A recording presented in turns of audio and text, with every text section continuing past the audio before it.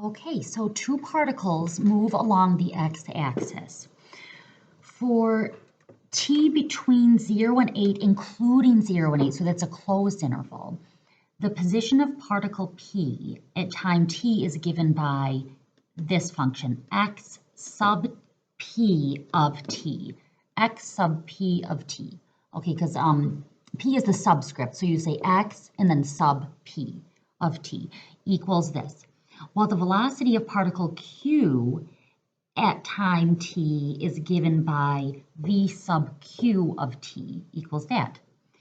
Particle q is at position x equals 5 at time t equals 0. So we're actually not going to use this. We don't really know how to use this yet, but let me just, a little bit of foreshadowing. This would be x sub q of 0 equals 5. Okay, that's what they'd be telling you there.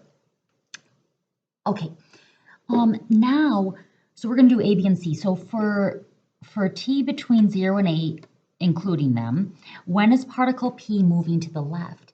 Guys, you need to know Susan's table. You need to know it like the back of your hand. Let me grab it. Okay, the front and the back. So the regular Susan's table and the physics one. And sometimes within a problem, you need to be thinking of both of them. But when is the particle moving left? A particle is moving in a negative direction, which would be left or down, if the velocity, the first derivative, is negative. So you've got to figure out where the velocity of particle P is negative. So they gave me the position function, so I need to take the derivative to find the velocity function, so A. So, okay, so x prime sub p of t. Okay, the derivative of the inside is 2t minus 2.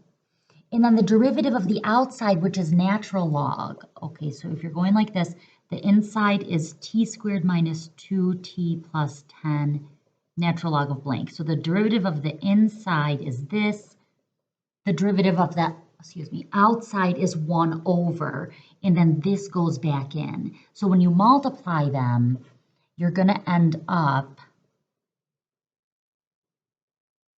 with that, okay? So this is the velocity function. So this is the velocity v sub p of t. So that's the velocity of particle P is that. Okay, now we've got to find the critical numbers. So the critical numbers are where this is 0 or undefined. So let me find first where it's undefined. So x prime of P undefined when the denominator equals 0, because we actually haven't seen this a whole lot, guys, but when we do the number line, you've got to break up the number line, not just where the first derivative is 0, but also where it's undefined. We usually just have a polynomial, but I'll start throwing in more where the first derivative is a fraction, so you have to check where the denominator is 0, because that's where it's undefined. So you try to factor, that doesn't factor. So you've got to remember the quadratic formula. So that's the negative b plus or minus the square root of b squared minus 4ac all over 2a. There's a song that they may have had you sing. I think it's like, it's Pop Goes the Weasel is the tune of it. But negative b, so that'd be 2 plus or minus the square root of b squared, so that's 4, minus 4, a is 1, c is 10, all over 2 times 1. And actually, all it would take, guys, is looking at what's under the square root. This is called the determinant. This is going to be a negative number. Okay, so what we have here is no real roots. So this is a parabola, and it looks something like this. I know that it opens up because the leading term is positive, and I know there's no real roots, so this parabola looks like that. Okay, so visualizing it could help for later. But this is like an aside. That's a little aside. Okay. And you don't even need to show them this. I'm just showing you all this for our notes. Okay, so I'm not going to get any critical numbers from the denominator being 0. Now the numerator is 0. So 2t minus 2 equals 0. When the numerator is 0, the whole thing is 0. So t equals 1. Now I got to do a number line. 0 to 8. Okay. And then I put a 1 inside. All right, so this is x prime. Yeah. That's x prime of, or x prime sub p. Now I plug a number like a half, or I don't know, I'll choose like 3. And it kind of helps to factor. This is 2t minus 1, because I just want to think in terms of positives and negatives. So if I plug a half in up here, I am getting a negative. Anything you plug down here, guys, is going to be a positive. Like you could go through the motions and plug it in and see, oh, it's going to be positive. Or that's why I drew this picture. There's no real roots and the parabola opens up. So this has all positive y values. This will always have positive y values no matter what the input is. So that's always positive. So that whole thing is negative.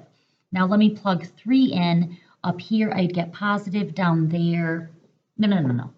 Down here, I'm always getting positive, so that'd be positive. So moving to the left, moving left, okay, P moving left from 0 to 1. Now, I included this endpoint because if this was a number line that didn't have endpoints, the negative direction would go to like negative infinity. So 0 actually is at time 0, the first derivative is negative. Okay, and 0 is included in this interval. So at 0, velocity is negative. So at time t equals 0, the particle's already moving left. Okay. Now part B. For the same time interval, find all times during which the two particles travel in the same direction. Guys. Okay, so we got to find out where the two particles have the same signs on their velocity. Okay, so now I need, right, because that was x prime of p, which is the same as velocity. Okay, and then, yeah, so V sub Q of t equals t squared minus 8t plus 15. All right, let me factor it. T minus 3, t minus 5. Okay, so on the number line for V sub Q, which would be x prime sub Q. All right, so same endpoints on the interval. And then I'm going to have 3 and I'm going to have 5. I don't know, I could plug in 1, I can plug in 4, I could plug in 7. You know what, you actually could also plug in 0 and 8, you know, because these are endpoints of the interval, but you know, if you think of this whole number line, like these wouldn't, you know, these endpoints would be part of these outer intervals anyway, so you could use them also because they're not critical numbers. So if I plug 1 in, I get negative times a negative, that's positive. If I plug 4 in, I get positive, negative, negative. If I plug 7 in, I get positive, positive, positive. Okay, so when are both of these, all right, so this is, so when are both of these velocities positive? Let me figure that out first. When are both of these velocities positive?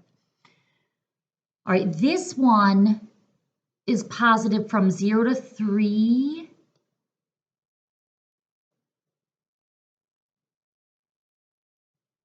Yeah.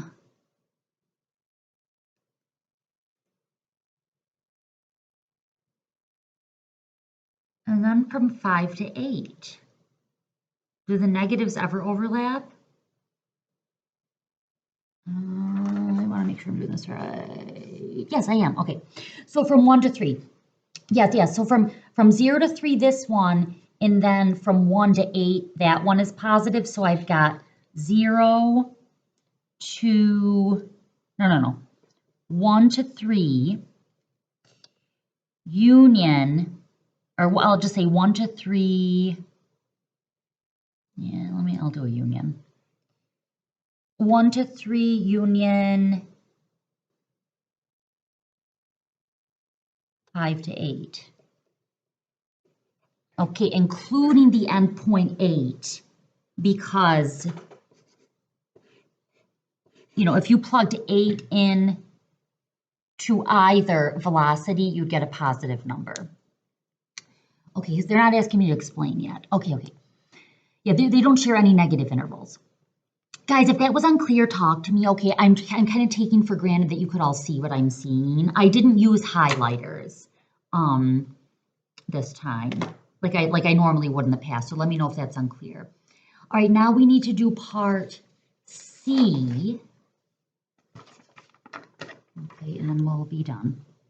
All right, part C. So find the acceleration of particle Q at time t equals 2. Is the speed of particle Q increasing or decreasing, or neither at t equals 2? Explain your reasoning. Guys, speed increasing is the same as speeding up. So I'm looking for either velocity and acceleration both positive or both negative. So essentially, if velocity and acceleration have the same sign, then the particle is speeding up. Its speed is increasing. If they have opposite signs, the speed would be decreasing. So, all right, so I need the acceleration. All right, of particle Q. All right, so I have the velocity is this. And now, so the acceleration is going to be the derivative of velocity. It's the second derivative. So 2t minus 8. So the acceleration of particle Q at time 2 is -4, less than 0. And then the velocity, what am I doing, at 2 is 4 minus 16 plus 15, which is 3, right? Because that's -1, which is greater than 0. So is the speed increasing? Okay, the speed is decreasing because velocity and acceleration at t equals 2 have the same sign. Okay, there it is, guys.